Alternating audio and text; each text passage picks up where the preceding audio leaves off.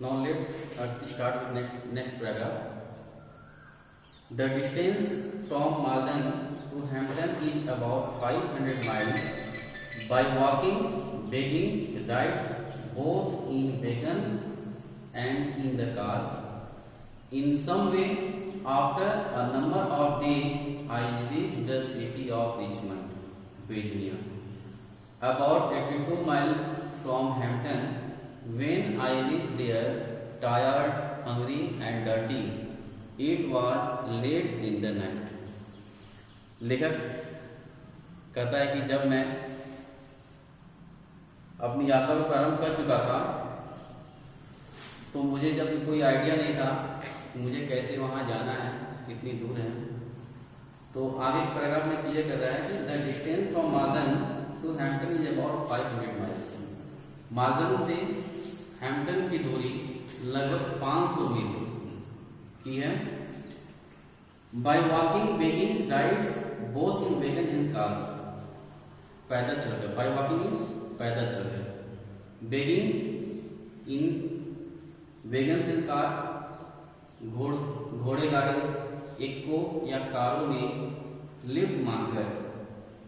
इस प्रकार से कुछ दिनों बाद, आफ्टर नंबर ऑफ डेज, कुछ दिनों बाद I reached the city of Richmond. मैं रिचमंड नामक स्थान पर पहुंचा। मैं एक ऐसे शहर पहुंचा जिसका नाम रिचमंड था, जो कि वर्जीनिया, वहां से लगभग 82 माइल्स, वहां से मेरे लक्ष्य की दूरी लगभग 82 मील थी। When I reached there, जब मैं वहां पहुंचा, I was totally tired. I was fully tired. मैं पूर्ण रूप से थक चुका था। I was hungry and dirty also. मुझे बहुत अत्यधिक भूख भी लगी थी और मैं पूर्ण रूप से गंदा भी हो चुका था। यानी कि आपसे यह है, कई दिनों तक लंबी यात्रा के पश्चात लेखक ने जो भी कपड़े पहने थे वो कपड़े धूल से सन गए थे, गंदे और मैले हो चुके थे। It was late in the night, रात काफी हो चुकी थी। I had never been in a large city and this rather added to my misery. मैं इसके पहले कभी भी इस तरह के बड़े शहर में नहीं रहा और यह मेरे लिए एक रहस्य था। मेरे लिए यह एक असमंजस जैसी स्थिति थी कि मैं वहां गया जहां मैं कभी सोचा नहीं था। When I reached Richmond, I was completely out of money. जब मैं रिचमंड पहुंचा तो मैं पूर्ण रूप से धन से खाली हो चुका था। मेरे पास जो भी धन था वो ट्रेवलिंग एक्सपेंस में खर्च हो चुके थे। I had not a single acquaintance in the place and being unused the city way. मेरे पास कोई रहने का स्थान नहीं था। शहर के रास्तों से अनभिज्ञ होने के कारण I did not know where to go, मैं नहीं जान पाता था कि मुझे कहाँ जाना है। I asked eight several places for lodging but they all wanted money. मैं कई जगह पे गया ठहरने के लिए स्थान मांगने, लेकिन हर एक किसी ने मुझसे उसके बदले धन की डिमांड की, धन मांगा। That was I did not have, जो कि मेरे पास नहीं था। Knowing nothing else better to do, I walk the street. Knowing nothing else better to do, कुछ करने से, कुछ न करने से अच्छा मैं सड़कों पर टहलना ही उचित समझा। I must have walk the street till after midnight. मैं अर्ध रात तक गलियों में, सड़कों पर भटकता रहा। At last I became so exhausted that I could walk no longer. अंत में मैं इतना थक गया कि अब मैं अधिक नहीं चल सकता था। I was tired, मैं थका हुआ था। I was hungry, मैं भूखा था। I was everything but discouraged, मैं सब कुछ था लेकिन हतोत्साहित नहीं था।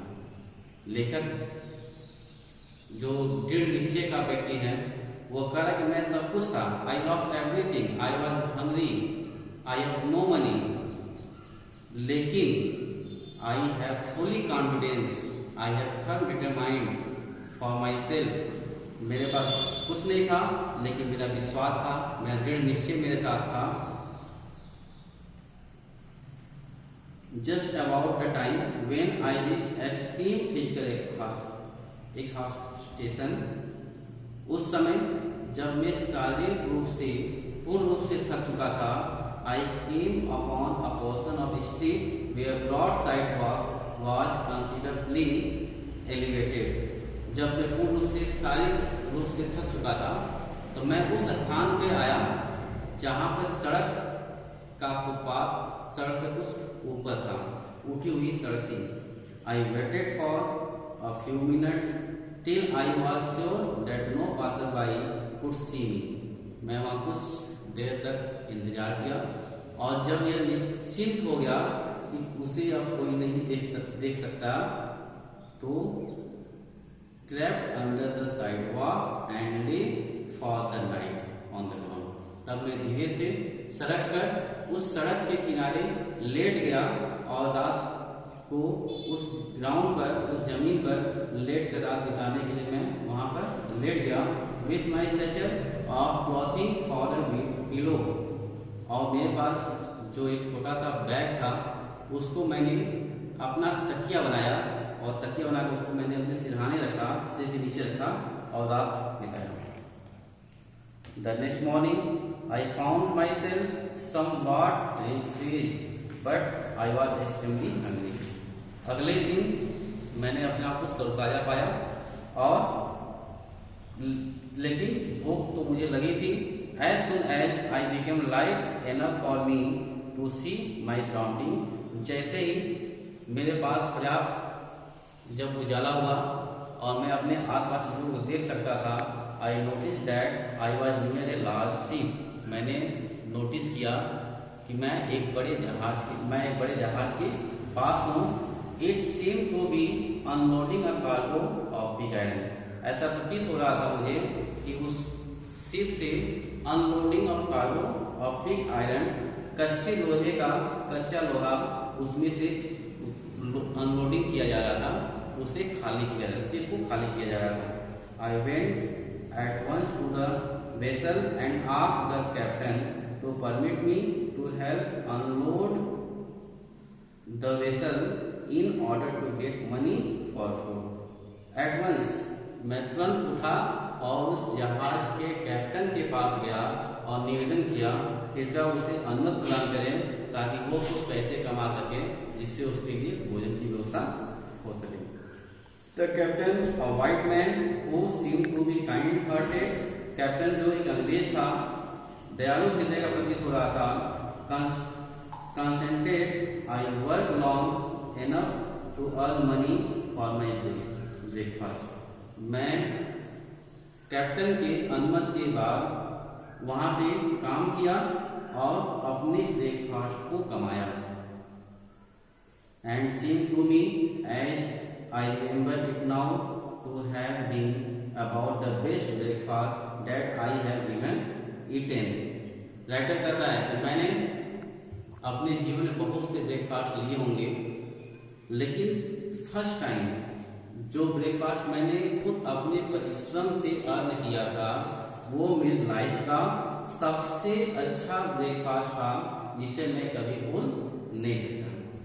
Now dear students, this is the last part of today lecture and I hope you all will listen very carefully and point out all the difficult words of this lesson.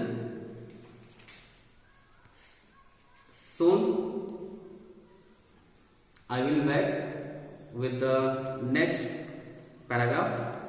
Till I hope all of you read this lesson carefully and try to understand what I am teaching you. Thank you. Have a nice day.